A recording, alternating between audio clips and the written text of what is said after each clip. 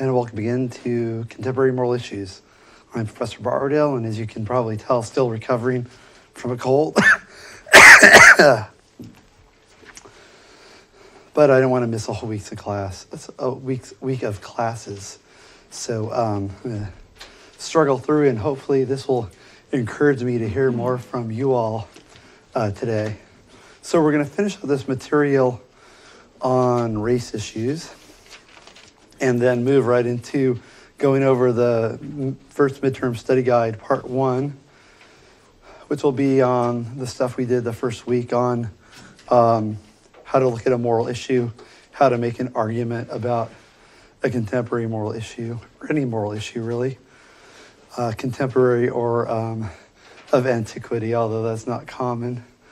But certainly any moral argument, and particularly looking at it from a public policy standpoint, legal premises come in handy and often come up there. So this came up the last few days in talking about what constitutes cruel and unusual punishment in the Constitution and whether death by lethal injection might qualify, particularly if you're morbidly obese, you have the diabetes, you got a bunch of health problems, which might make your death a little more painful than maybe a normal person getting a lethal drug to kill them after 25 years.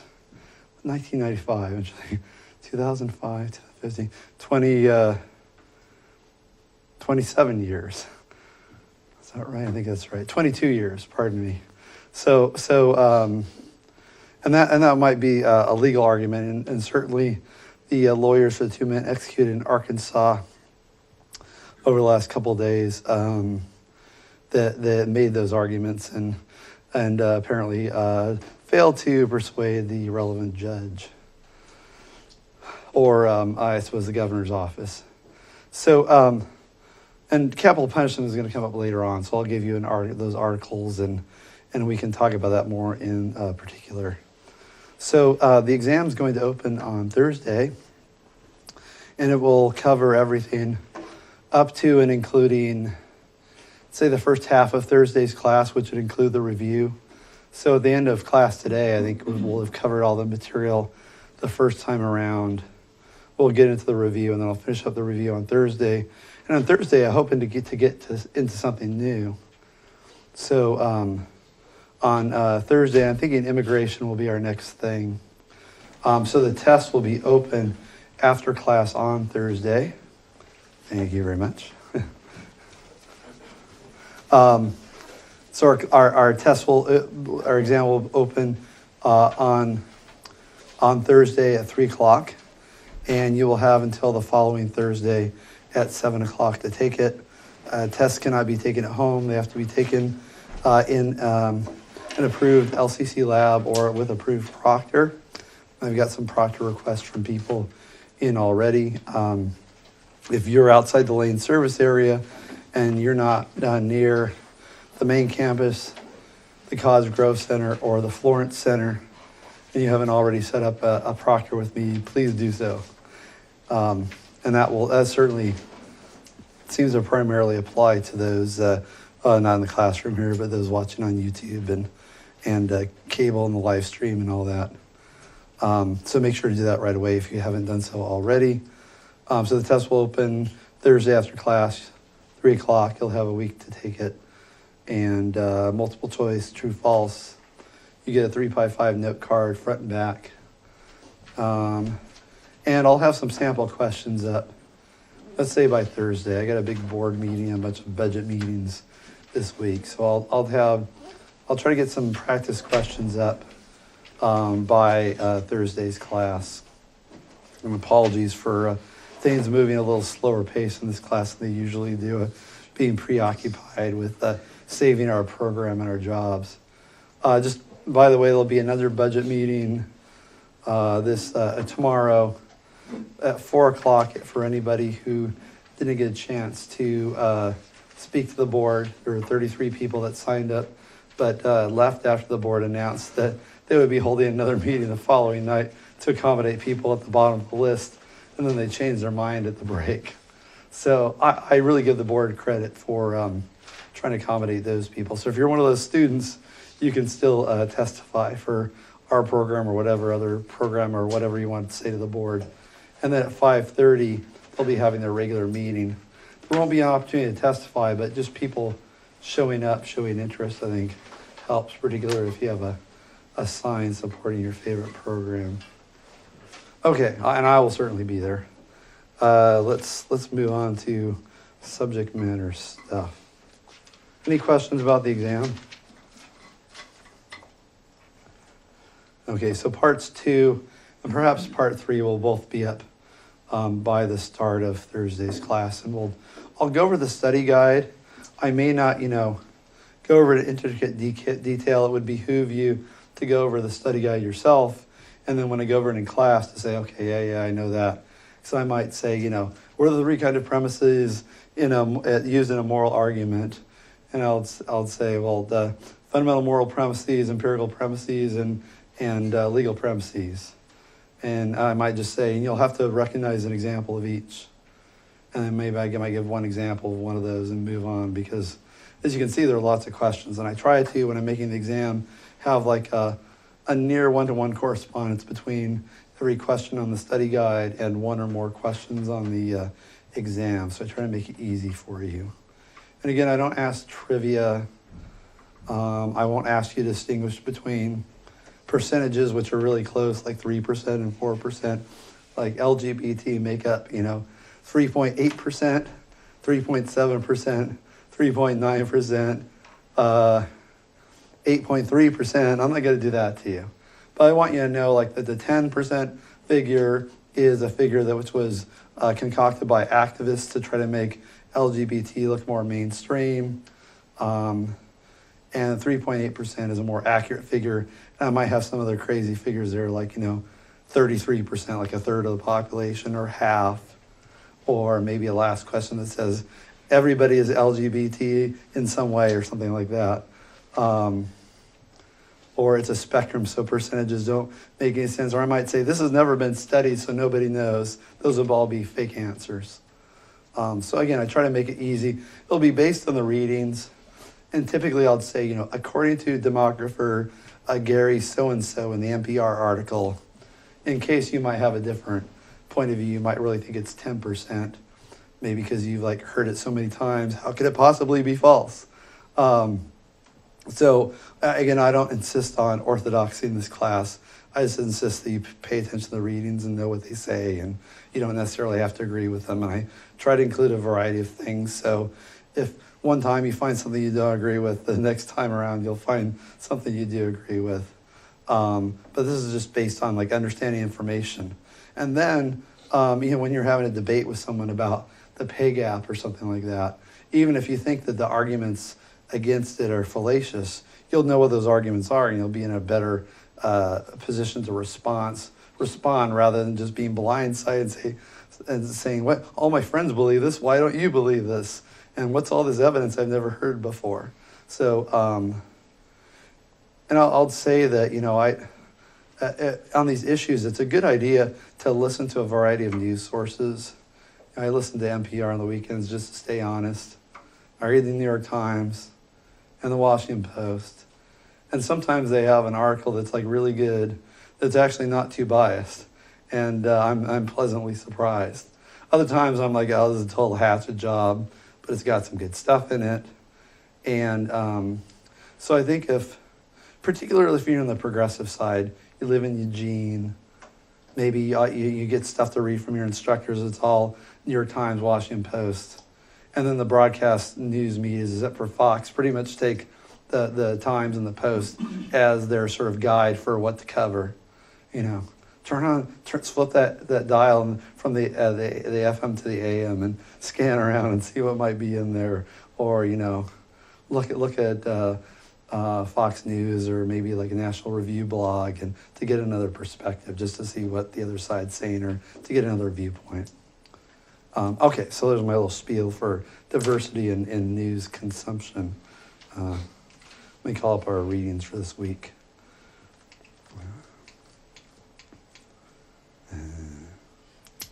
There we go. actually, that's the one I want here. Everybody get the gag on my t-shirt today? So it's iced tea, yeah, iced tea with ice cubes. Ice-T being a famous rapper with a really hot wife, who I had the privilege of seeing in Vegas when I was there in 2013. She was in a show. She's quite the showstopper. All right. Class. Figure out what I'm doing now.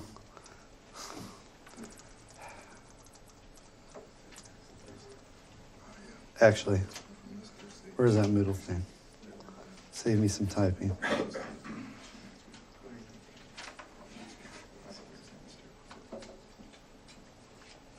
Okay.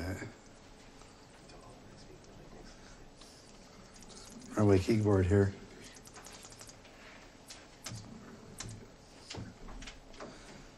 Anything, any issue that's sort of in the political ether, hanging out that you think is like a do or die thing for a class on public policy, social issues, political issues, that or either something that currently in the news or something that's you think is a really important issue that's undercovered that you think you'd like to hear this term. No guarantees, but I'm open to input. Anybody have anything right now?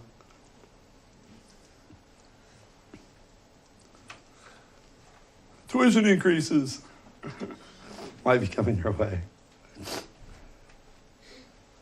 Feel free to send me a Moodle message if you find an article or there's some issue you think is really important to cover. We'll cover all the usual ones. I think immigration is next, and this is sort of, related to, correlated with race, but I think separate from it. And part of the kind of whole identity politics thing. So immigration, and then we'll hit at least a little bit capital punishment, abortion, doctor-assisted suicide, the war on drugs, and maybe consensual crimes between consenting adults in general. Speaking of which, there's another one of these crazy crimes. Some woman who's they just let her out of jail and she's back to having sex with her teenage son. Apparently consensual, both ways, but he's a minor. It bothers me they don't say how old the son is. Because even though it might be kind of icky, to me there's a big difference between like whether the son is 13 and whether the son is 17. As far as whether he can actually consent or not, and whether there's being prosecuted for sexual perversity or something like that, which would go against the Lawrence versus Texas thing. Although that says consenting adults, but then the line between 17 and 18, they have these laws about minors where if there's it matters, the age gap is something that matters. So if you just turn 18 and the girl is, I think, 16, and don't quote me on this, when you're going on thinking about dating somebody or talking to the police officer afterwards, but I think if there's a year or two difference, they kind of look the other way, or the law says it's a different thing than if it's 18 and 13. Did you have a comment? You're talking about the case in Cottage Grove that happened recently? Is that in the Grove? So I just heard like a little spot on it on so the kid was 16. 16. The woman was 26. You can drive they let you drive an automobile, but you can't consent to sexual relations. Most people start having sex at 16. Some people are late bloomers, some people start earlier. But 16 is kind of a median age when people used to get married at 16. Sometimes people still do, but and particularly in developing countries, 16 is not an unusual age to be having relations and even starting a family. And certainly when people live shorter lifespans, that was a common thing. So I don't know. I think maybe I'll have like a whole section about adult responsibility or something like that. Or it seems to me that our culture infantilizes people so that you could be 24 and you've never had a job, you've lived at home with your parents, or you're living on state money, in a dorm or in a off-campus housing. You haven't had to shoulder hardly any adult responsibility, and then you're insulated by your professors from scary words and topics, and you think you can just sort of wave your hands in the air and make all your problems go away. And I don't think it serves society well to treat people like that and to shield them from personal responsibility until they get into until they graduate, until they get into grad school. So maybe that'll be a whole rant, and I can get an opposing point of view. It's interesting, though, historically, to look back at other cultures and see what people of much younger ages, what they accomplished, what they were able to handle, what was expected of them. It's very different from today. Okay, but let's get to the topic at hand.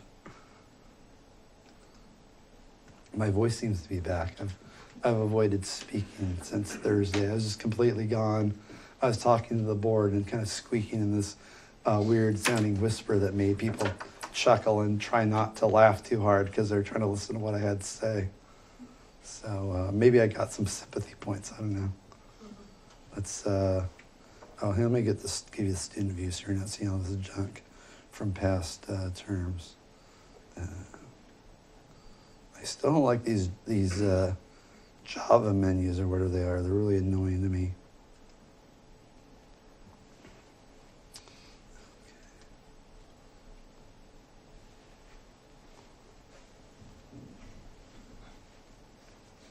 So here we are, week 4. So we're still covering the week 3 readings. And I think I might have a few readings on immigration at the end of the week.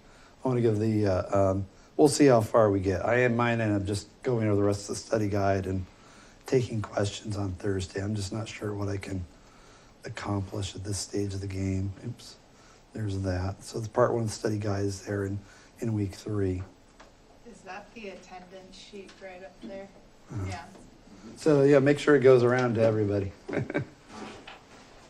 know, I'm pretty sure I missed like a couple weeks with this. So there was one where I forgot. There's another one where I put in the front and said, okay, wait till after the break to send it around, and it didn't go around.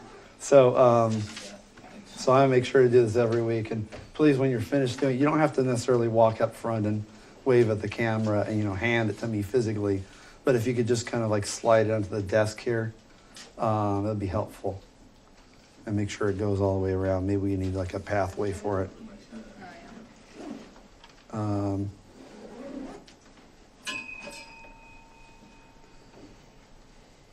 And I think we talked about these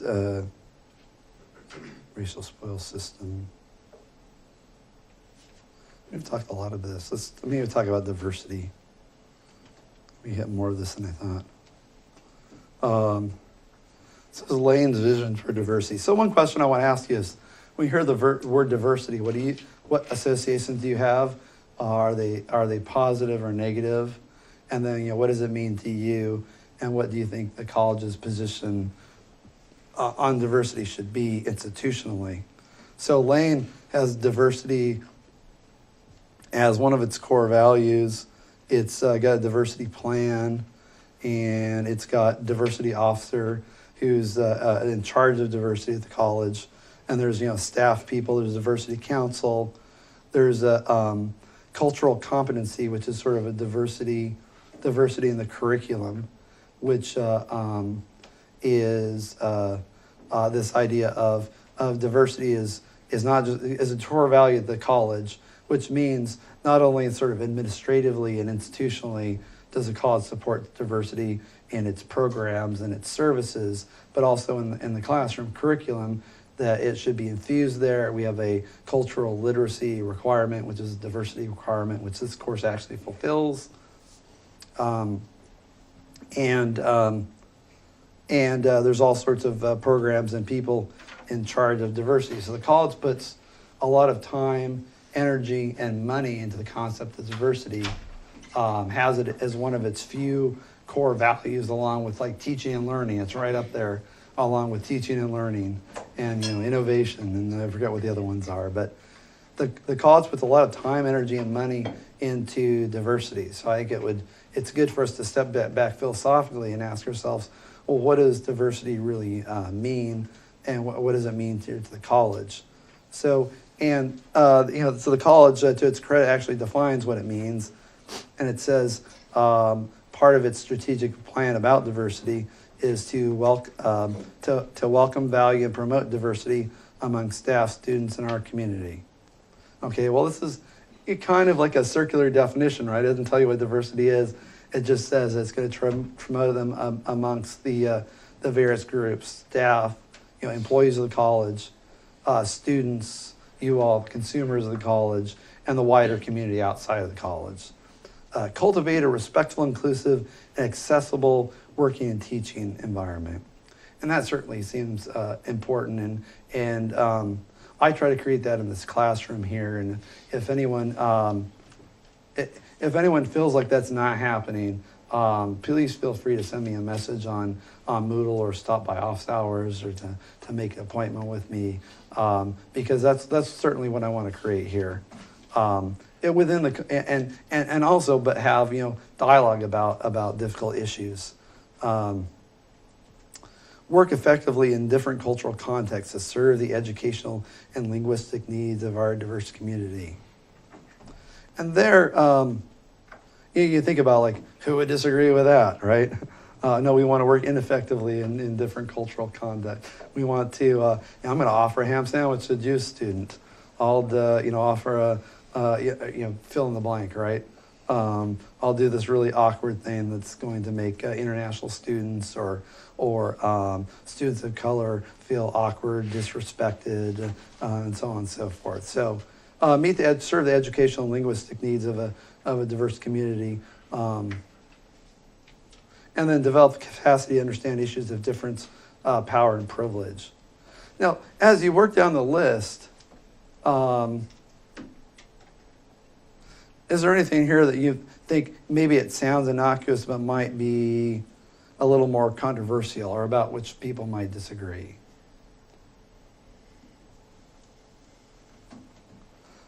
Like some of these, it says cultivate a respectful, inclusive, and accessible working and learning environment. So that has to do with things like, respecting people regardless of race, religion, nationality,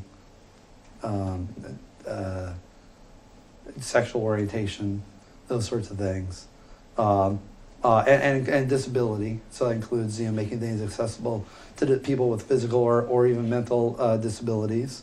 And I think these first two, somebody might quibble with them. Those are things I could say, apart, depending on what we mean by diversity here. Those first two, then I'm like, yep, yeah, I do that. Yeah, I think that's really important. Those are like, to me, they seem uncontroversial. What about these second two? What does it mean to work effectively in a cultural context? Yeah. Be able to work with the language that the other person will be speaking, or just be able to work with other cultures. Like the whole idea of that they're from potentially a different culture, and we grew up in this westernized culture, and sometimes it's hard, but also like, since I think the world is trying to go towards like, there's not necessarily any diversity, like we're all one. Like, I could see how people of a different culture could kind of get a little upset about that, because it's like, well, but they're just speaking practically, like, you speak a different language, I speak a different language, and I may act differently due to what society has, quote unquote, trained me to think like, and they're going to maybe be a little more conserved, maybe be, I don't know, but that's what I think about. Yeah, and so you think actually it might be that people that are being accommodated might feel otherwise. Maybe they want to be treated by everyone else, and they feel like maybe they're treated differently because this policy might require them to be treated differently, get special treatment. I suppose and that wasn't my first thought, but I suppose that might be possible. And certainly I've run into people like that. And this seems particularly true with people with disabilities. I remember talking to one person that had Tourette's and had like a kind of a really noticeable tic, and she said, "Oh, don't notice that. That's just my Tourette's acting up. Just ignore it," and just proceed to have this conversation with me. And I thought it was really good of her to put me at ease, and it kind of set the context for our conversation. I was, and it I think it was very helpful to me. Although I think it's important to have respect for people with disabilities and even try to accommodate them, I think there's also a problem with infantilizing them or looking at disabled people as less than, and that seems like it can even be worse. And I've talked to disabled people who would say that for them that is worse. People's experiences might differ, but sometimes you can have if people feel like they're being coddled or treated as if they're not a full adult and basically the same as anybody else, except for this problem they have with movement or with a nervous tic or something that makes them a little different. That I think, or maybe a lot of things. I had friends that have had multiple disabilities. It's kind of a delicate balancing act sometimes to try to accommodate people without making them feel like you're giving them special treatment and coddling them. What about, let's see, what's the burden on me as an instructor? How far do I have to do to accommodate the educational and linguistic needs of people from different cultures? Or people with, I suppose people with, this might include people with handicaps or various kinds of disabilities or challenges. Any thoughts about that?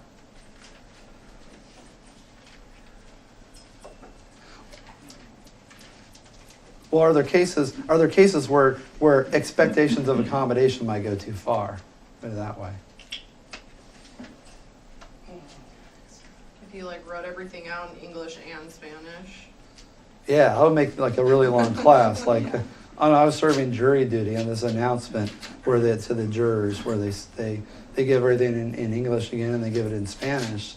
And I was thinking, this is taking twice as long. This is a majority English-speaking country. If the person's on the jury, they're actually provided, I think, a translator for jury duty. And it seemed to me that was inefficient and a waste of state resources. And if you're going to serve on a jury, the proceedings are in English. And unless you're a defendant, it seems to me things should be in English. And I would say the same thing as in the classroom here.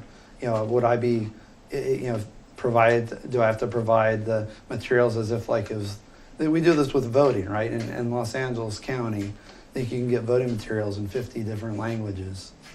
Would that be incumbent to me to provide testing materials and reading materials and whatever language my students were?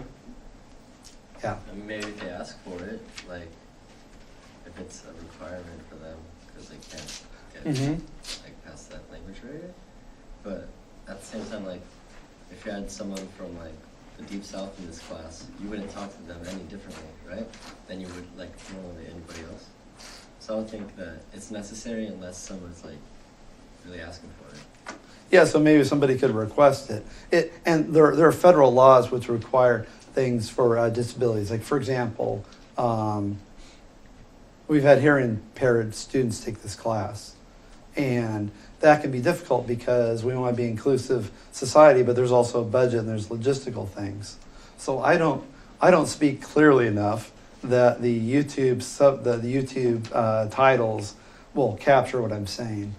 I tend to mumble, I tend to run my words together, and even if I'm very careful, I'm talking to my smartphone, trying to say words exactly the same and focus on what I'm doing at the same time, it's not perfect. And so in the past there's been this question of do we pay somebody, $100 per classroom hour? And actually it was more, I'm trying to remember what the number was.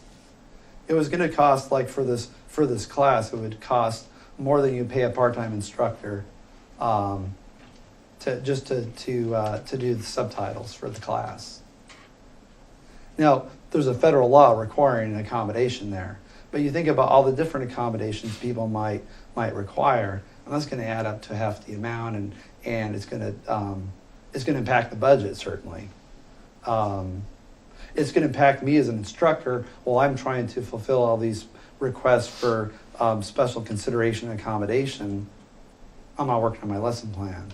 I'm not looking at the news. I'm not working on the test and the study guide, right? So I only have so many hours in the day to devote to my job where I have to get certain things done.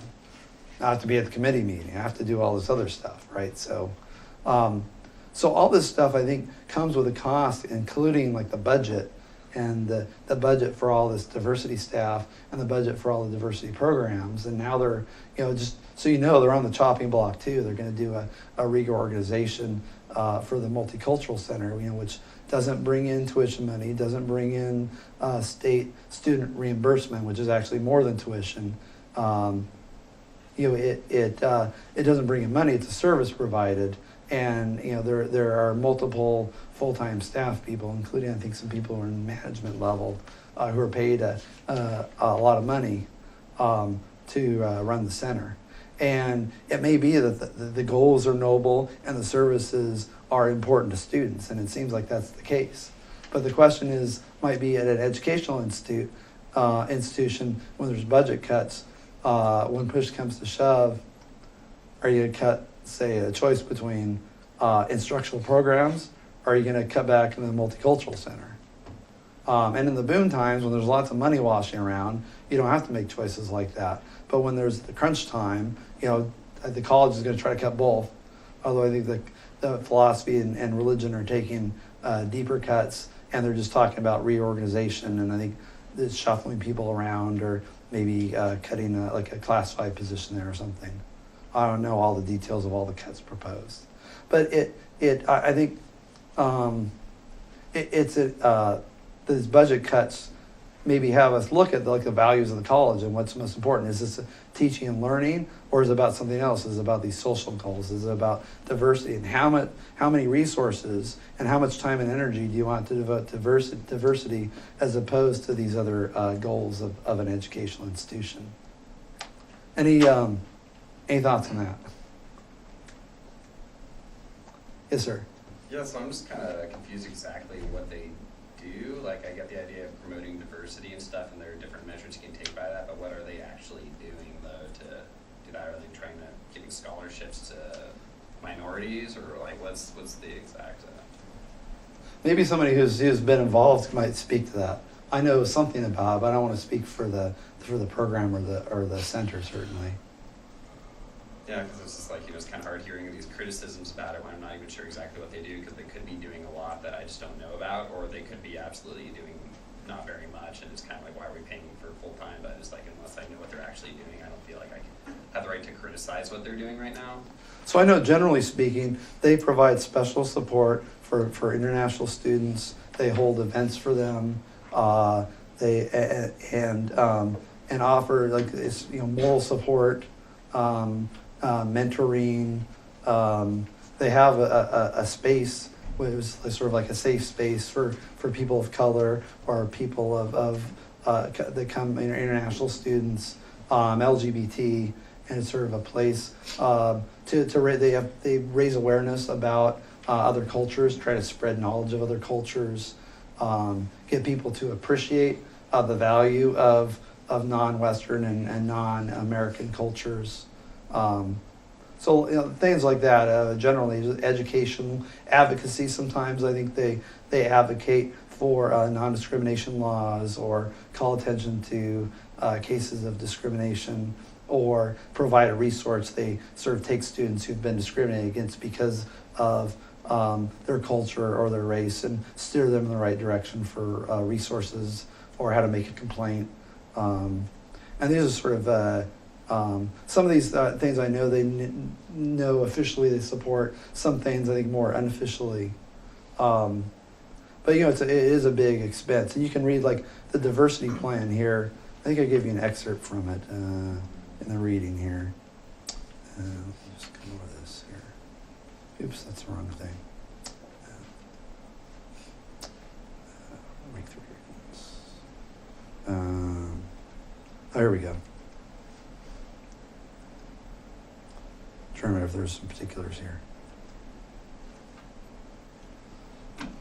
So this is sort of general goals. Enhance and open access and opportunity to attract diverse populations as recruiting students from other cultures and various races. Enrich educational experience, promote growth, foster mutual respect, prepare leaders. So concretely, what does that mean? Historical background. Staff recruitment. So part of the diversity plan, this is the multicultural center. This is like the diversity people, officers in general. And this is the idea of infusing diversity throughout the institution, both in in the classified employees, curriculum development, student recruitment, student life. So the multicultural center would certainly be part of that. Let's see. There's an executive committee, creation of diversity scholarships, respectful learning environment training, so sensitivity training, supporting a gender, ethnicity, multicultural AAOT requirement. And then trying to focus on combat these, and I guess this doesn't give particulars, but try to combat problems like ableism, which is discrimination against people with disabilities, ageism, classism, linguicism, which is discrimination on the basis of the language you speak, sexism, racism, and heterosexism. Core values. So this is a lot of general things and talking about goals. So, but some of the goals, improve hiring and retention efforts within communities of color for part-time and full-time positions. So the idea of having more students or having more faculty and staff of color and managers, I guess, too. Provide cultural competency training, which is, that's cultural competency is sort of a buzzword, which means be able to work with culturally diverse groups without offending anybody and with make everyone feeling included and needed. Assess special needs for the different groups, promote inclusive environment. So a lot of this seems kind of loosey-goosey, right? But it works out in particular programs like having, you might have like have somebody come and give a talk on Islamophobia or something, right? Or you might have a curriculum development money for infusing cultural competency into your classes. That was something which was there in the past. So faculty can get a few $100 or more to include special sections in their class where they highlight the contributions of non-white, non-heterosexual, or female people. That's sort of part of the groups, which are basically anybody who's not a white male from America or Western Europe, to include those people, and in doing so, provide a more inclusive approach. So that's sort of the idea as far as the curriculum goes. Yes, sir. I think this program maybe 20 years ago would be more important to hold on to, but I think in classes, philosophy, sociology, psychology, actually teach a lot of these things. I've been in your ethics class, I haven't taken religion, I've taken this one. I think you'll learn a lot of these and have a lot broader understanding by taking a philosophy class over a program that is, having that work. Maybe 20 years ago, I was born and raised in Eugene, Oregon, so I know I can see the change. Over my whole life, I'm almost 40. This program I don't think is as needed as it was before. Yes, sir. Yeah, I agree with what he says, and especially like a lot of the, like you say, loosey-goosey kind of writing and stuff, but, you know, I still would really like to see like how many students does the Diverse Multicultural Council serve? Are there lots of overt cases of racism, sexism that we do need resources to like deal with and stuff? Because we're not really seeing numbers, we're just seeing loosey-goosey statements about what they're trying to do, and we hear that they're paying this amount of money, but it's like how many students are they serving, or are there a lot of instances where we need like people out there who are doing this kind of work? So it's like, I don't know, it's just like we're not really seeing the numbers, because like I agree with him, this class I feel is really important, and this class does tackle a lot of those issues and stuff, and I think that could be seen as more important, like you said, makes a profit as opposed to this one we're just spending money on. But you know, if this resource is actually needed, they're not wasting a lot of money, and they're actually helping a lot of students, then you know, we don't know that yet, so because we haven't seen any numbers or been told what they actually do. Yeah, and I since this is one of like many different readings, I'm raising questions here. And the budget cuts has certainly brought all these questions about devotion of resources to the forefront. And typically what happens at this college here and in general, and one of the reasons I will say, you know, why does college cost so much? It's because over time you get, when there's lots of money washing around, administrators want to put a feather in their cap. And one way to put a feather in your cap is by creating another program. And those programs incur recurring costs, and they have staff, and they develop a constituency, a political constituency at the college. And some of them, particularly, it's very difficult to cut, because you can imagine if someone is sort of, you know, showing up at the board meeting, pounding their fist on the lectern, railing against the Multicultural Center, they're going to be seen as a racist, right? Or as xenophobe, or as heterosexist, right? So you know, people, and to me, it's surprising that there's being targeted for cuts at all, which I think shows how dire the budget picture is.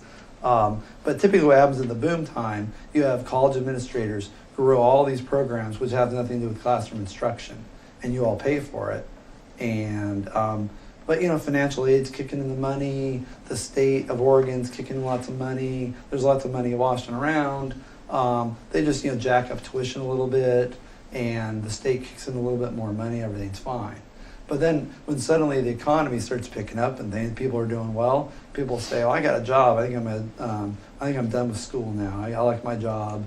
I got a promotion. Things are working well, or I'm going to put it on hold while I save up some money." So there's fewer and fewer people going to school in Oregon.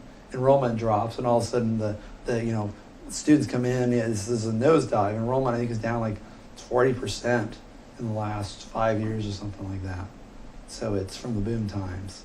And then all of a sudden, all these programs, which are riding on the coattails of like instructional programs, are, you know, continue to consume resources, but there's not all this money coming in from the state and student tuition, so you got to do something. So anyway, I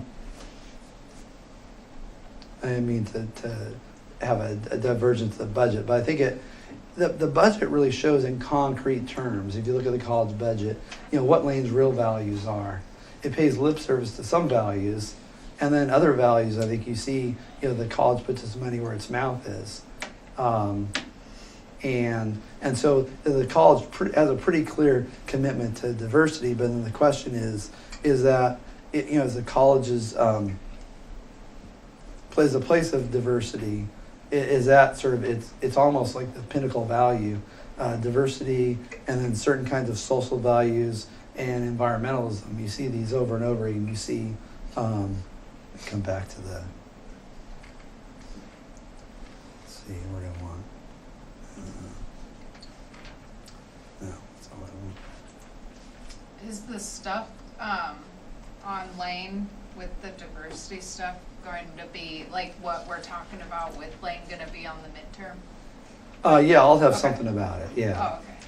So, you know, I'm not going to ask you these plans are really kind of boring to read. It's, you know, it's administrative speak. But I think that these control, like, what kind of programs you have at the college, where the money's spent. When all the core values, the idea is like the college, you know, the management picks the core values. the core values determine whether you get funding, how the money's divvied up, what it goes to, and then it infuses, like it sort of trickles down into all the other programs. So, and you look at the core values, this should be hyperlinked so I could go right to the core values. I'll call those up during the break. But it's basically diversity, diversity, sustainability, and the sort of this phrase, understand difference, power, and privilege. So basically, what a cynical person might say is, a cynical person might say, well, it's basically identity politics, radical environmentalism, and Marxism, are three of Lane's 5 core values. It's these things which revolve around these controversial social issues, which we're talking about in this class here, and have a decidedly one side take on them, and then those are the guiding principles of the college here, which is a taxpayer-funded enterprise, and which is supposed to occupy a position of viewpoint neutrality as far as the administration goes. Particular faculty have free speech rights and so on, even though it's expected we give a balanced presentation, faculty can have a point of view. But the institution as a whole is supposed to cultivate a climate of viewpoint neutrality, and it seems like that's not the case here. So let's take a break, and maybe I'll ask you about this viewpoint neutrality thing, and look at this. I wrote this little article called Rethinking Diversity, and we'll look at that after the break. Let's take 10.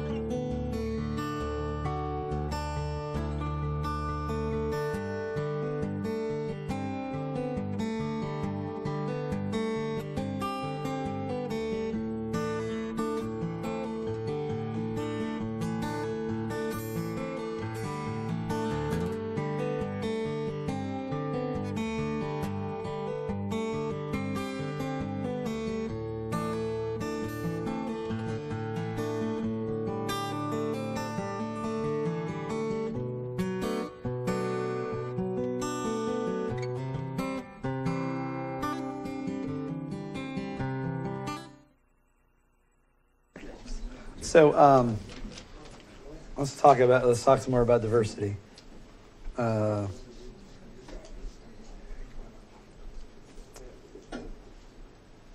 right.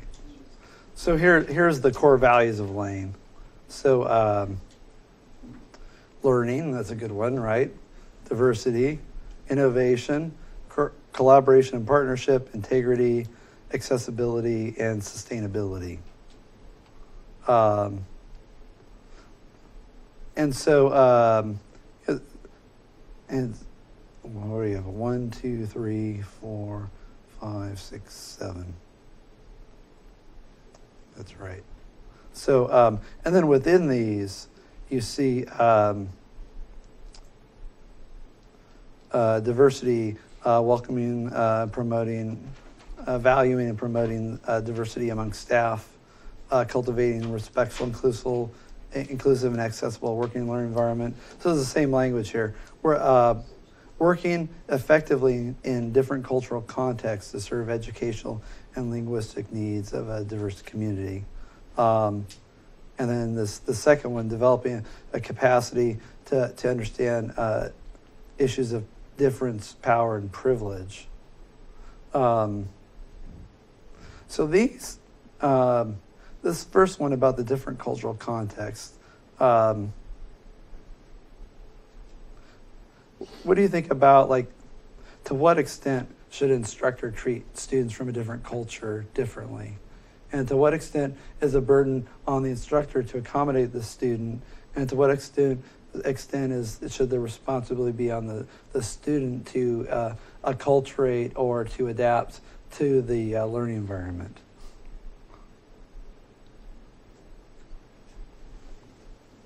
He said opening up a bag of rattlesnakes. Yeah. Yes, sir. I mean, aside from disrespect, we'll just give that a given. But if I was to go overseas or something, go to a new class, I guess I myself would expect myself to learn the language and the culture over there, so I could submerge myself in that. I wouldn't expect them to bend over backward for me. I would expect myself to bend over backwards and figure it out, make it work for me. So I don't think you should have the obligation to try to make it work for everybody. I think if it can't work for them, then maybe they have to see about making it work, or go somewhere where they can get some help to, and they have that here at the school. Yeah. Go somewhere where they can get that help, and then it takes the burden off you. You can focus on just teaching rather than bending over backwards. Say you have 25 people from different places in your class, and then you do that for all 25 people. Yeah, and I'll say too that as an instructor, I treat you all as individuals, and if you have some special help, including help with language difficulties or help acculturating, this is the first time you've been in the U.S. or you're new here, I'm more than willing to give you whatever accommodations you need as much as I'm able to. And what I'm talking about here is more an abstract ethical issue, although it certainly has implications for me as an instructor. So again, what I like to remind you to do is to try to first depersonalize the issues and not think about like, how does this affect me, but what does this mean, and what seems to be the right or appropriate way for people to behave or for an institution to act. And then also maybe think, well, what if I was a foreign student? As you said, what would my expectations be if I were a student in another land and culture that was strange to me and I didn't speak the language? How would I want to be treated? And so that's another way of sort of taking yourself out of your own narrow experience and trying to put yourself in other cultural contexts, if you will. I had a student, so I had his example, a student, this wasn't a student of mine, it's a guy I met at an event, and he was from Saudi Arabia, and he looked like he totally acculturated. And he was wearing designer sunglasses, cut-off shorts, flip-flops. He had on a t-shirt with some corporate logo like Adidas or something on it. And he just looked like a regular guy, spoke with a slight accent. And we're talking, and I'm sort of asking what it was like in Saudi Arabia. And then he told me, we got to talk about this, this thing about women being able to drive in Saudi Arabia, you know, and so he in Saudi Arabia this is a controversy, and the majority think that women shouldn't be driving. And so I'm asking him about this. I'm thinking, well, he's kind of acculturated. He seems like he's Americanized. And so I asked him about this, and he's like, oh, I think it's much ado about nothing. And so I was thinking he was in favor of it. He says, you know, look, if women, they have money, they have a driver to take them around, they don't need to drive. And if they're poor, they have segregated buses, and people get to go what they want. There's too much traffic in reality as it is. You know, I think we just keep things the way they are. And you know, totally the whole like gender equality thing just totally right over his head, not even on his radar screen. I was like, wow. And then he said, you know, when I came over, it was really weird. Like, if I needed to ask for directions or information, I felt really embarrassed because I had to go up to a woman that I'd never talked to before. In our culture, that's forbidden. And so I'd go up to like an information kiosk and I'd have to talk to a woman and I'd have to put myself in this subordinate position of asking her for directions. And I felt ashamed and embarrassed as a man asking a woman for help. And he said that was like one of the most difficult cultural adjustments being here was that. And then he told me how relieved he felt to finally going back to his home country where we wouldn't have to suffer that indignity. So now, taking that as like the experience of, again, just one international student, the question is, should we have male staff to take care of students from fundamentalist Islamic countries who feel uncomfortable subordinating themselves to a woman if they're a male?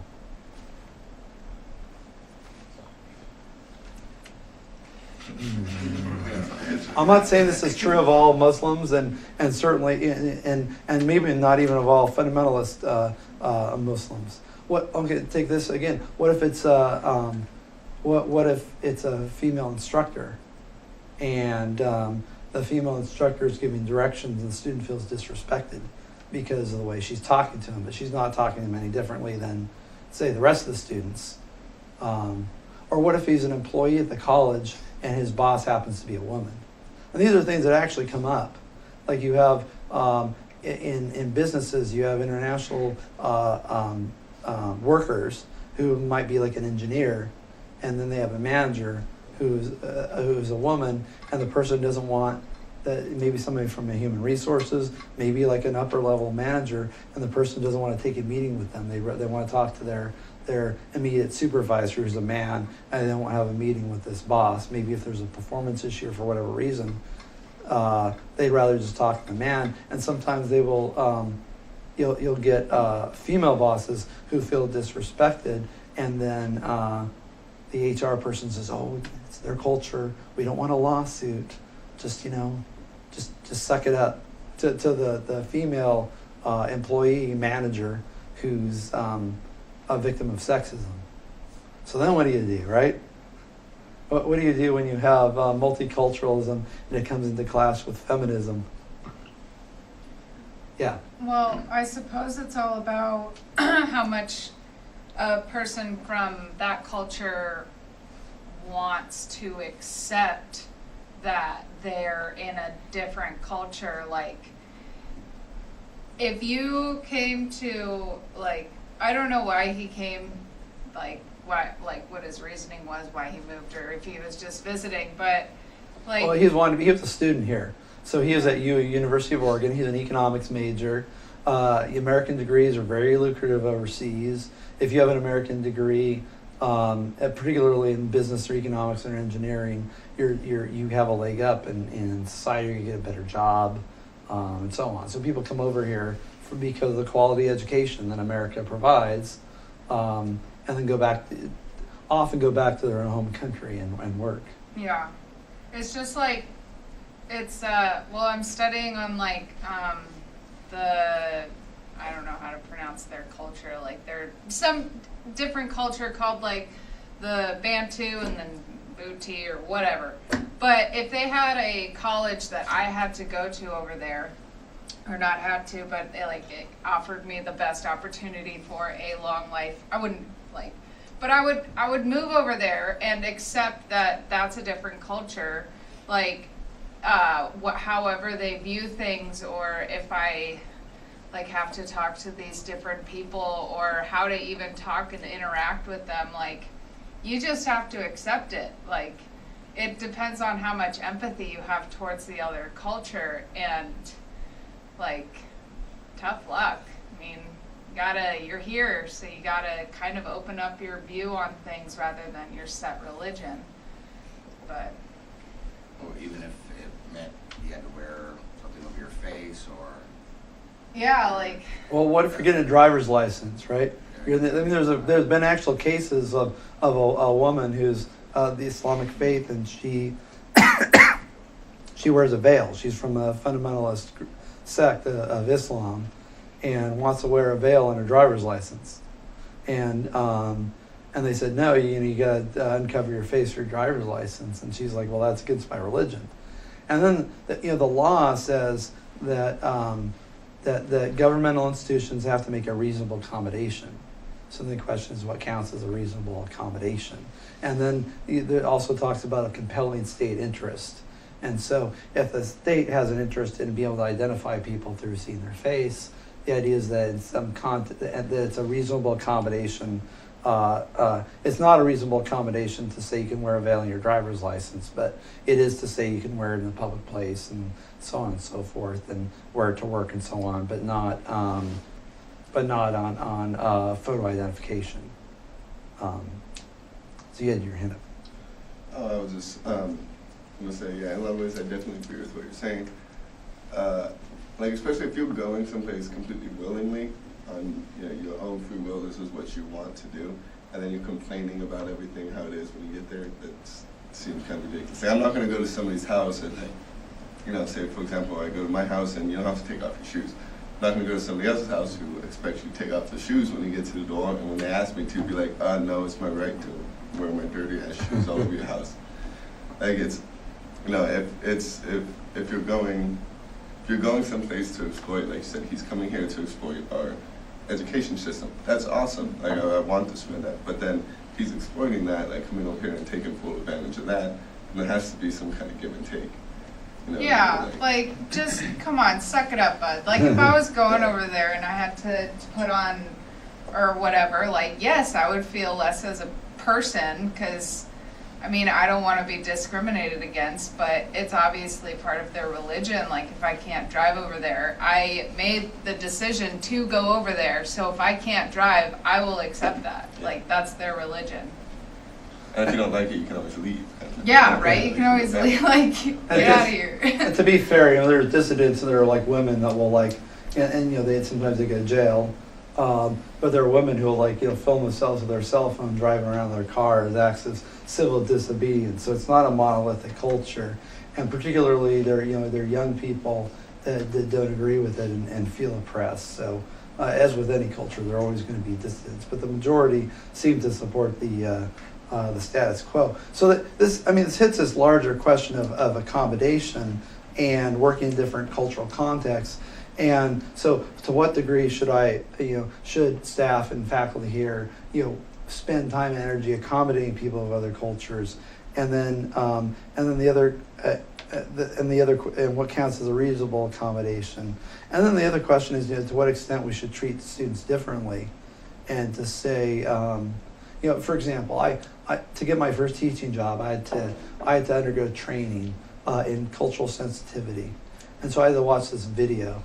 And this video showed cases of workplace conflict, and the first case included an African American man who was treated the same as the other students, but felt like he was being disrespected, and blew up the instructor and thought the instructor was racist, and then they instructed you make sure to handle those African American students with kid gloves, because they got a chip on their shoulder. They think everybody's a racist. Okay, next person. They show this is an East Indian guy. I didn't know this was even a stereotype. He's working at an airport, and there's some passenger that misses his flight. It's been overbooked or something like that. And I guess the patron who's, you know, and I like saying, I call myself, I'm part Indian, you know, even though it's an Indian, like American Indian, and then there's like Indian Indians. So this guy was an Indian or an East Indian, right? So he's from the country of India. And he just goes off, and apparently there's some stereotype that I was completely unaware of until watching the sensitivity video that East Indians are hotheads. And he was like shouting at the guy, and the guy just sort of tried to calm him down. And the message was, oh, people from India, they're hotheads, so you gotta you know, cat them with kid gloves. Next thing, it was the Asian student, and the Asian student is given directions. He's working at a computer, and the instructor told him what he's supposed to do, and he was asked if he understood. And he shook his head, and they proceeded to like work and then not finish the work because he was confused. But he felt that it would be it would shame him to ask for further clarification, because in Asian cultures, if you don't understand something, you try to please the instructor and tell them that you do when you don't, and you want to avoid dishonor. So make sure those Asian students, they understand what you're telling them. And this is like a video to work at a college institution. So the idea is basically, okay, look at somebody, try to figure out what culture they're from, stereotype them, find out like what category they belong in, and then treat them differently than everybody else, because these stereotypes are based on something real. So what do you think of that, as the value of that for like a new college instructor? That's pretty horrible, right? Now, this is, I don't know, this is California back in the 90s. This video was made, but to me, like, what I want to do is treat I assume every student, you know, is reasonable and responsible, and I treat them the same. And if they ask me for special accommodation, or I know like they make from obvious clues that they're from a culture where there might be a language barrier, for example, is like really important. That's a practical thing.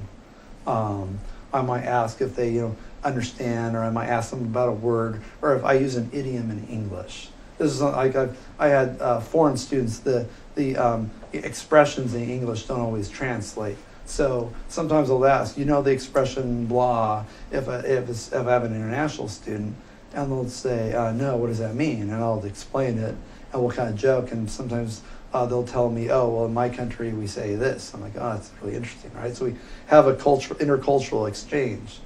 But if I'm always thinking, okay, here's a person of a certain race or a certain ethnicity, and here's how I need to treat them differently, that doesn't serve teaching and learning, and it doesn't serve students, and it reinforces stereotypes, some of them negative cultural stereotypes.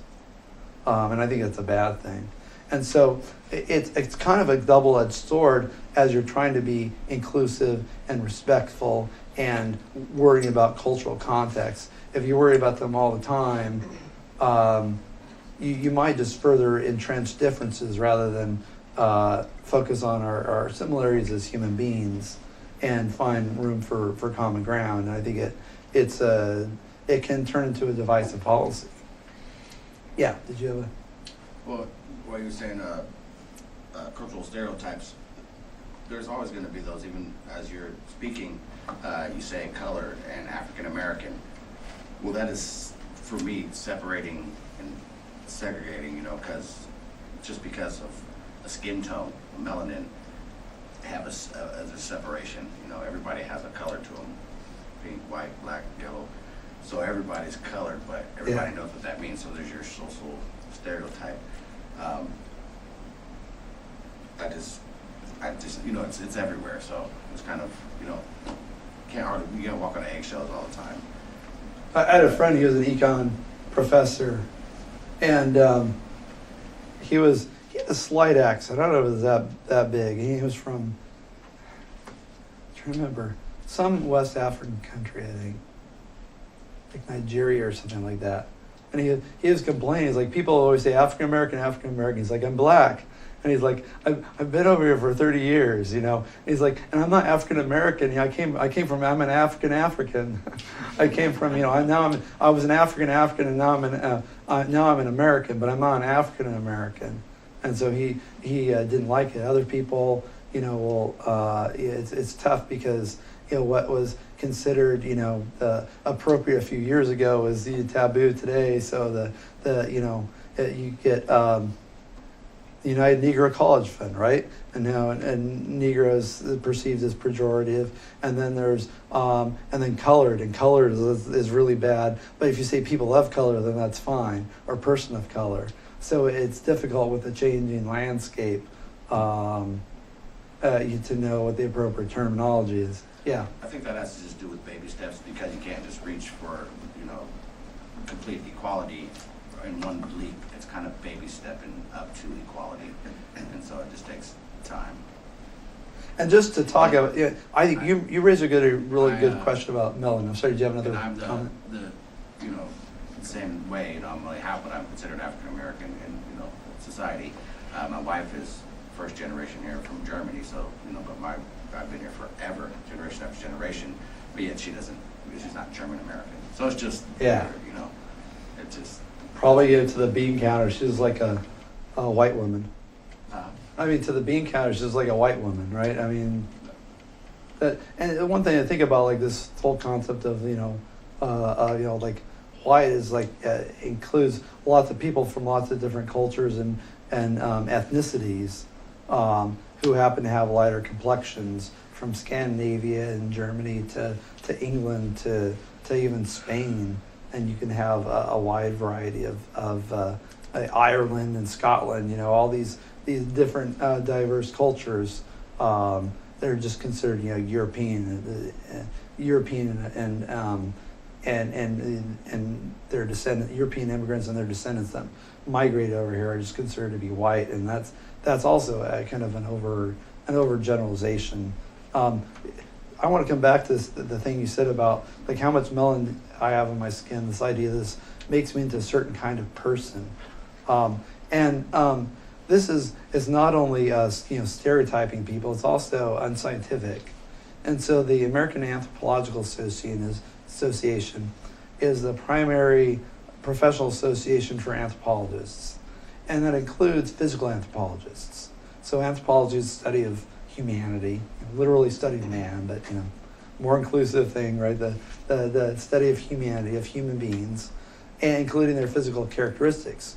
And there's a statement in 1998 which they put out, and they say in the United States that both scholars and the general public have been conditioned to accept viewing human races as natural and separate divisions within the human species based on visible physical differences.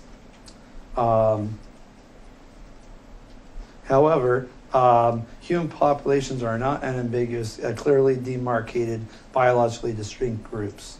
From analysis of genetics, e.g. DNA, indicates that most physical variation, about 94%, lies within so-called racial groups. And so it accounts for only 6% of their genes. And one of the points they make here is that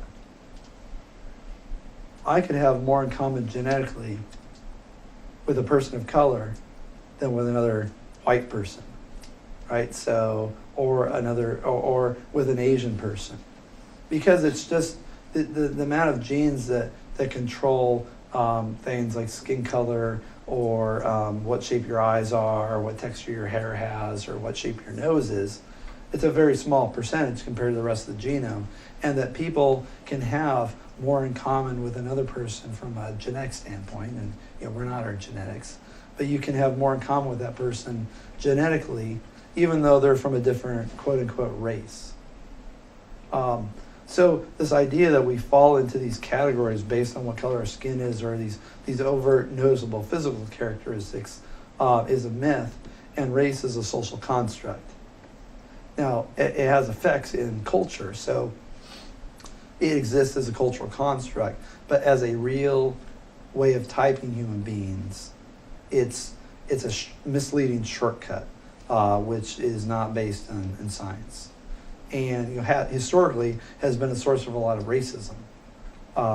So typically what happened is you had people from Europe, where science sort of emerged and flourished, saying, well, we, the people of Europe, are the master race, or top of the food chain, and then these other racial groups are the lesser races. lots of different groups do this, and this is, you got this with Imperial Japan, and you got this with, you have this with various groups and empires that define, the ancient Greeks were the same way. And there it was a linguistic thing, but associated with the race. So the city-state of Athens, the first democracy, we think about them as sort of the source of all our values, but they went and conquered people around them, took slaves, and anybody who didn't speak Greek was called a barbarian.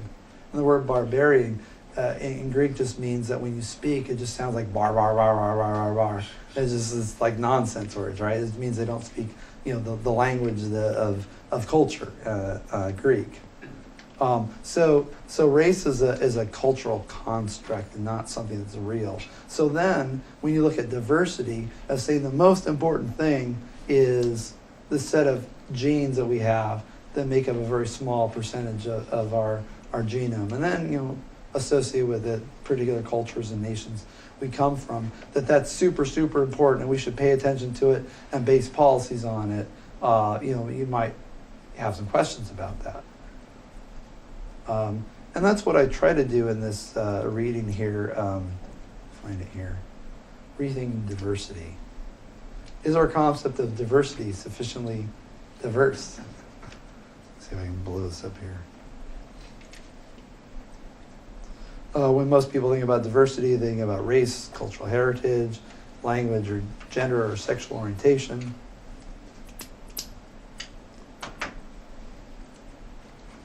I don't think about a mouse that doesn't work.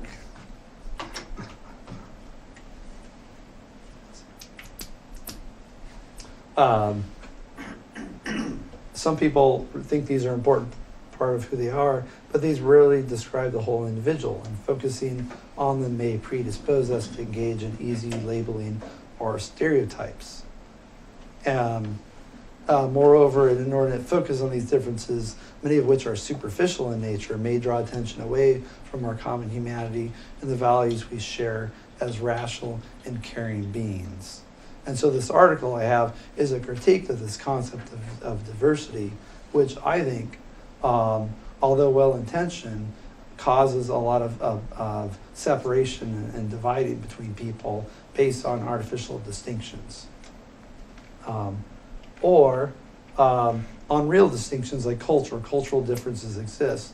But culture are different ways of being human, and within the different diverse cultures of Earth, we share a common humanity. And although culture can certainly affect people's behaviors, the way they think about things, cultural stereotyping is bad. And just because you're from a particular culture doesn't mean you think a different way, or that you think the same way as everybody else is your cultural group. And people change cultures. People, you get, and people even within cultures adopt cultures.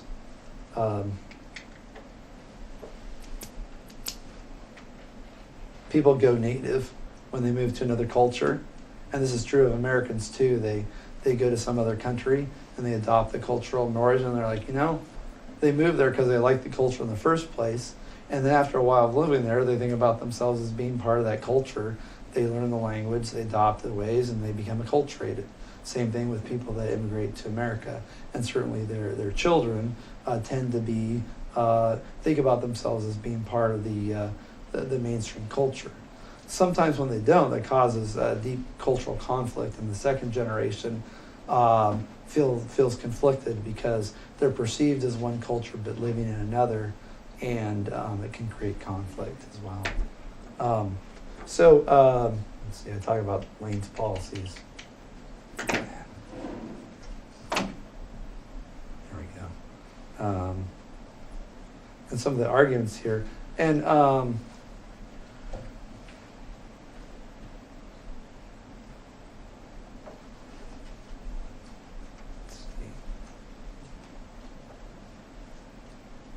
I talk about past patterns of discrimination, which certainly I don't want to say didn't exist.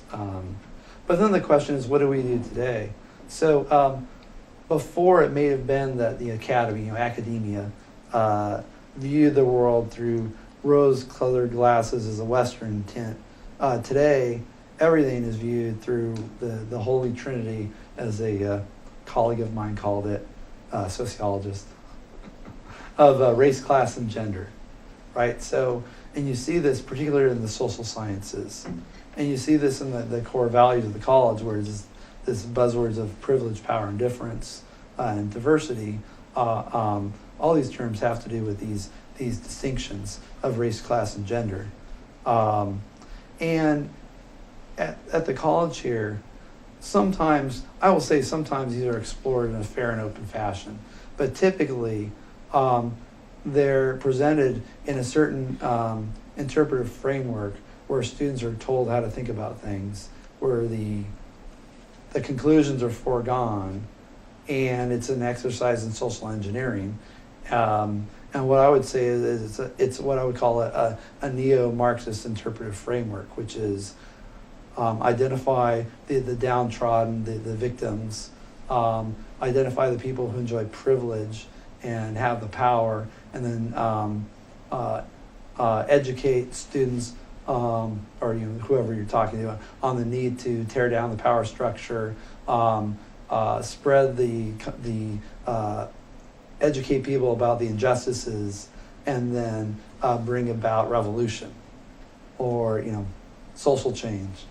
And this is sort of Karl Marx's idea and adopted by many in the social science curriculum. So life is portrayed as a sort of struggle revolving around privilege, power, and difference, and students are activists who are to be engaged in the fight for equal rights, and this is cashed out in terms of special group rights depending on which group you're a member of. And the idea is that if students look around enough, they can find some aggrieved group to identify with, and then to undergo political change, the ballot box, indirect pressure to try to bring about political change. And in the academy, this has also resulted in this idea of trying to purge the dead white males from the curriculum, and less Plato and more more non-Western philosophy, and although I think non-Western philosophy is certainly worth studying, take an example. Shakespeare. There's this picture of Shakespeare that's been in the English department of some big East school. I can't remember which one it is now. For decades, it's sat there in the hallway, and there's this big movement to get rid of the dead white males, because the idea is that it's part of white supremacy to teach Shakespeare, to teach Melville, and it ought to be like 50-50, or at least the dead white males ought to be maybe 20%, and the rest ought to be all these race, class, and gender, if you like, affirmative action nominees. And so students petitioned the administration to have the picture of Shakespeare removed. The administration waffled, and so what the students did is they took matters in their own hands. They took the picture down. They carried it off to administration office, so they at least didn't vandalize it. And they put up a poster of some contemporary African-American poet who I never heard of, and probably you haven't either. With overall, whose contributions to literature are probably not as great a stature as William Shakespeare. Not because of her color, but because of her work. So thoughts about that. So the idea is that to make things right, or to make up for past discrimination, we need more focus on people of color, women, LGBT people, regardless of merit, in courses to make people feel included. Thoughts on the idea? I give you my thoughts here in the essay, but I'd like to hear from you. Yeah, and feel free to disagree. Yeah. So it kind of makes me think about what you wrote in that paper, where it's like, many people of different colors, but all think like NPR and stuff, because it's like, it's like, yeah, we should have more like, African American poets or whatever, but it's like, it's still like you're looking at them ones that kind of conform to a more like part of the Western culture or whatever and stuff. We're not actually like looking at like, like traditional African cultures, like learning something new about a like new culture that is actually African rather than reading about an African American who happened to be working within the Western culture and made some small contribution or whatever to it. Like, to me, that doesn't really matter as much as like the broader social context of what it really means to be African and stuff. And it's just kind of like, oh, an African American did something that helped that way we white culture saw or Western culture saw as like something positive and stuff, but it wasn't nearly as much as what Shakespeare did, but we got acknowledged him because he's like black or whatever, rather than like actually getting like some real information about like African culture, because like to me that's like just one African American's contributions doesn't really speak to the broader culture, give you like an actual context of it. It's just like thinking like NPR, and it's like, oh look, they can like fit in Western culture too. That is like, if we really want to broaden our spectrum and be more culturally diverse, then we actually have to look at like the culture itself rather than someone trying to fit into Western culture or whatever. It's tough because the world developed rather unevenly, and human nature being what it is, those who develop faster tend to take over. And it's not just, the history of the world has been that of the conquest and the conquered. And it's the Mongols ruled China at one time. Islamic Empire ruled Spain. And then, sometime around the 16th century, the Renaissance happened in Europe, around Italy. And then you had world empires like coming and falling. Portugal. Portugal used to rule the seas. Now what are they? I mean, they're, they're in deep duty, right? They're like, their economy is like the budget LCC. There's a big budget gap and no way to close it.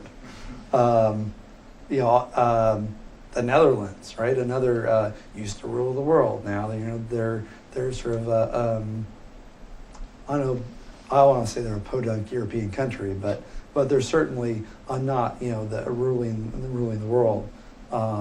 Empire of Japan used to be huge.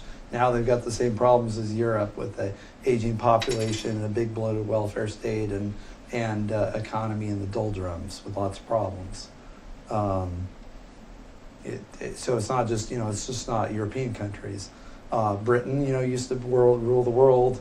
Now, not so much, although maybe Brexit is the new beginning. France, again, right? Napoleon, right? Used to be France and Britain used to rule the world, and now are these struggling European countries, and the United States is a big gorilla.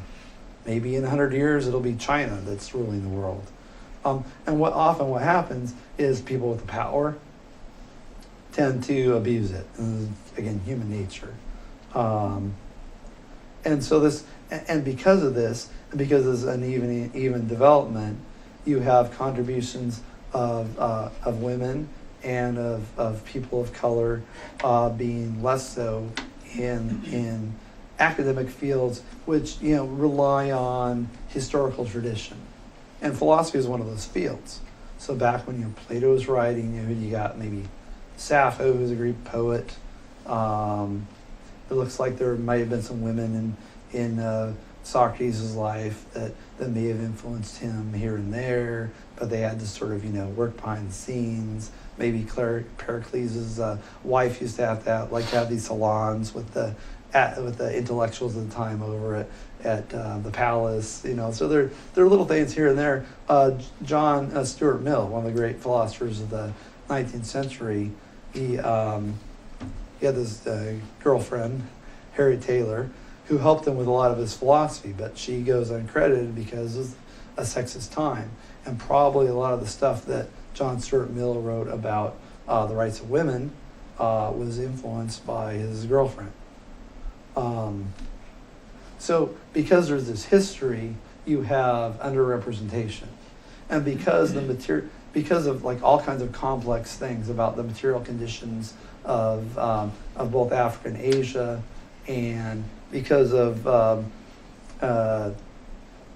problem of interest being bad in Islamic countries, the Renaissance happened in Europe first and sort of took off. And then in the Islamic world, the Renaissance ideas were seen as being Christian and foreign and bad. That is why the Renaissance still hasn't come to many Islamic countries now. And so Renaissance humanism, is something that, took off in Western Europe and spread over to America mixed with a bunch of Puritan ideas, and, is responsible for this kind of disproportionality, along with some, genocides and conquests and stuff that had already been going on and was done by everybody else throughout history, right? So the Arab Muslim empire took slaves, white European slaves up and down the coasts.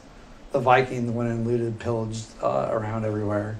The Japanese pillaged the Koreans and conquered all around all the lands they could. So, like, again, the history of mankind has been conquest of the powerless by the powerful, and the Western Europeans and Americans aren't unique in that, and same thing with slavery. But then, so because of that, you have an underrepresentation in these historical fields. At the time, Shakespeare was it, there isn't a black or Hispanic Shakespeare over in Africa or in South America, Central America.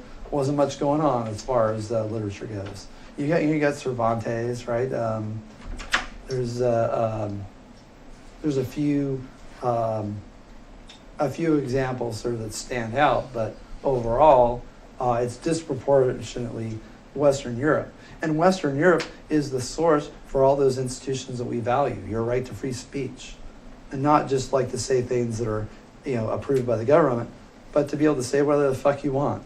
And you might get fired from your job, but you're not going to go to jail for it unless you're inciting a riot.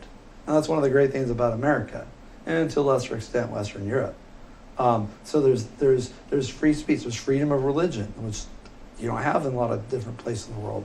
That comes from the Western European tradition.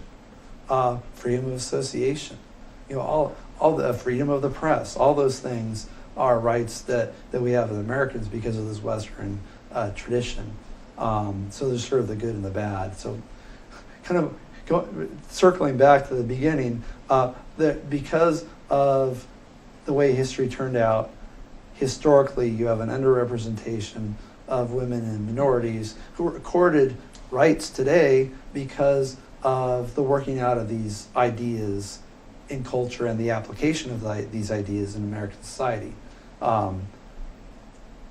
So then the question is, what do you do today? And what I would say is include the contributions of women, minority, LGBT, all these different non-white, male, heterosexual groups where it makes sense, where you're talking about contemporary topics, where you're talking about historical topics where they have a special knowledge or experience. But otherwise, usually the curriculum can be based on merit. And if you're doing a class in ancient Greek philosophy, you shouldn't feel bad if you don't conclude, some African proverbs or something you're going to throw in there because you feel like it'd be racist if it was all dead white males. Same thing with an American history class or maybe a European history class. And I went on a bit of a rant there. So thoughts about that? Yeah. When you were talking about how like people want to make classes or I don't know, whatever, more diverse or stuff like that, like I guess I look at it as like, who really wants to take the class? What do they want to do? And no matter what kind of culture, ideas, like philosophy that you follow, just like as long as you're accepted and you do really well in the class. Like another thing is I don't necessarily get why like we have to have a certain amount. Like it's not necessarily fair to people who, if they work their ass off and try to get into a certain college, it shouldn't be based on their skin color. Like I know that is like an iffy subject, but the way that I see people is that we should all be equal, and whoever works hardest or whoever, like, we should all recognize like everything about everyone, but it's like, who wants to go into this program? Like, what do they want to do? If there's like a black philosopher today that's like wants to go into philosophy and does really well, then accept that and look at it, and like, he will probably hopefully go down in history now, but instead of like thinking back to like how history has kind of, I don't know, like come to like how we look back at history, I think we should just like recognize everyone, see who's doing well, see who's not doing well, and just understand that every single person is just a human being. It shouldn't be based on their color, because people can't help like what their culture is, who they're from, like people can't help that. Mm-hmm. But yeah, I You don't make know. a good point, and that's sort of dovetails what I say at the end here. That's fantasy land. The balkanizing influence of sort of dividing people up, and I will say like I mentioned here, like, you know, Socrates can speak to a person of color, because Socrates is all about asking questions and about the quest for truth. And there isn't anything particularly Greek about Socrates. He's speaking to the human condition and the quest for knowledge. Ayn Rand, I think, is a great philosopher. She's not a great woman philosopher. I think she's a great philosopher too. Your mileage may vary. You know, Gandhi. Gandhi was a great man, and he can speak to a white male student just as much as he can speak to an Indian student or a person of color. So that's all we have time for. So we're going to go over the study guide and the rest of this race stuff on Thursday. Sorry we're a little behind. See you then.